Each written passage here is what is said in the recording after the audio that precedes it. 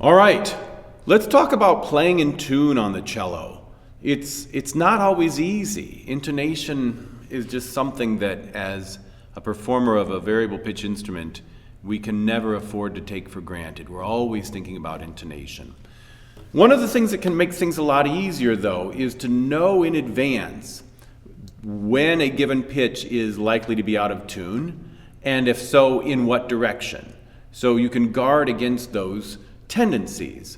So, for example, there are situations where our crossing, the distance that it takes to cross from the A string to the C string and vice versa, if our elbow doesn't go with the rest of the hand, it can often create a note that's out of tune. So if I'm playing something like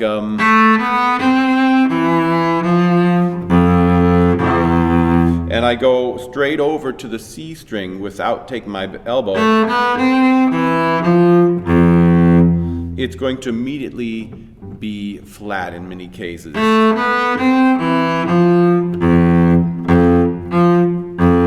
Whereas when my elbow comes across, no problem.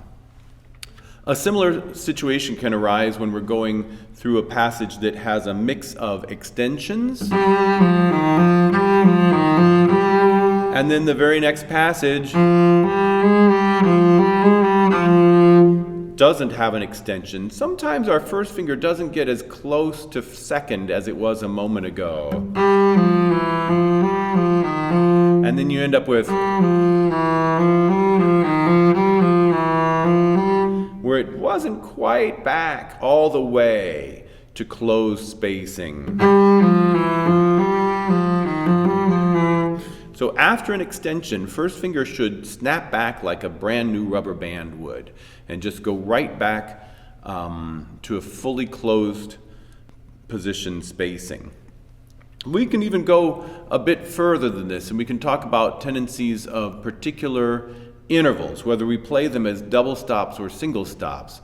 The perfect fifth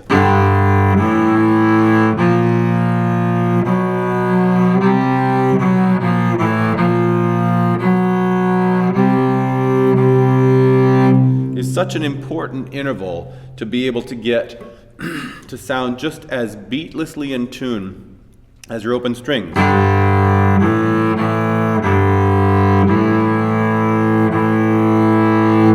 Like a capo on a guitar, and it's just exactly where you drop it is in tune. Of course, easier said than done.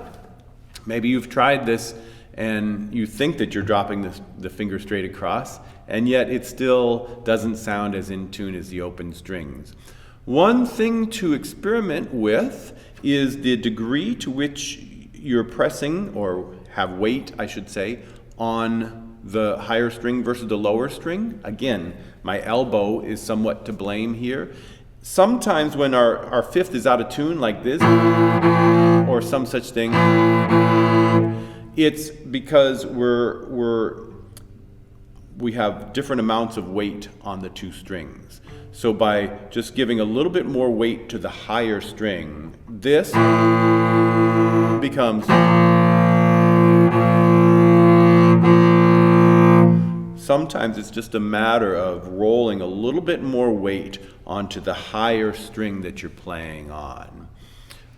It's the sort of thing to think about. So the next time you're about to play a perfect fifth, you can ask yourself, wait, am I really going to be solid enough in my contact on the upper string? And hopefully by knowing in advance what you have to do, that fifth will be exactly where you want it. Of course, other intervals to tune, the perfect fourth needs to sound as in tune as the perfect fifth. I think in many cases, if the perfect fourth is out of tune, it's that it's too narrow. It tends to be a little bit, the fingers too close together. So when I play, whether it's a melodic or harmonic perfect fourth, they need to be a little bit wider than we sometimes place them. Now, I started intentionally between first and third finger because that tends to be better in tune. Then sometimes when we do a perfect fourth between second and fourth finger, you'll immediately hear it's not as well in tune. Sometimes people will play something like that. But you see my second finger is too high, it's too close to third, and I need to pull second way back. So this,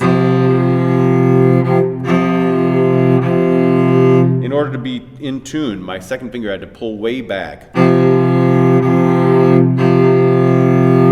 You know, of course there's such thing as too far back, but the fact that second and third fingers share that tendon makes them often think that they're further apart than they actually are. So sometimes we have to spread them apart just a little bit to get those fourths in tune. So the next time you're playing a melody that you really want to play perfectly in tune, here comes a fourth between 4 and 2, and you just separate them a little bit further, and it's spot on. One more, let's talk about another common interval is the tritone. Maybe the best place to start by really tuning a tritone well is with first finger and second finger. So I can make sure my second finger is a nice major third with the open string, and my first finger is in tune with the next open string. Now, listening to the way a tritone resolves can be better than just sitting on a dissonant interval. So I might resolve it like this, and at least take that second finger to a third finger fourth. Another thing I could do is I could trade first finger and second finger, trade which strings they're on, and turn the tritone into a sixth. And there too, I could do it in stages. I could go from a tritone to a perfect fifth to a minor sixth.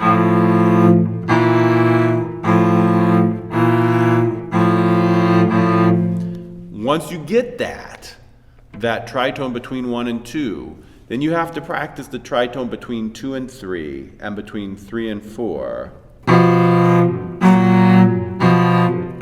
And again, that's going to feel, in order to be in tune, it's going to feel like you really have a lot of space between second and third finger.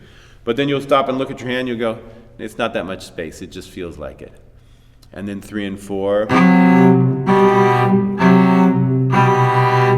So, 2 and 3 tending to be too close together. Sometimes 3 and 4, the third finger tends to be flat, again, because it wants to snug up next to second finger. If you know these tendencies before you hit these various intervals, it's amazing how often you can go, oh, this one tends to be a little bit flat. I'm just going to move it up in advance of the note. And it's spot on before the fact. It's not going to cure all of your intonation issues, but it's going to help. Happy practicing.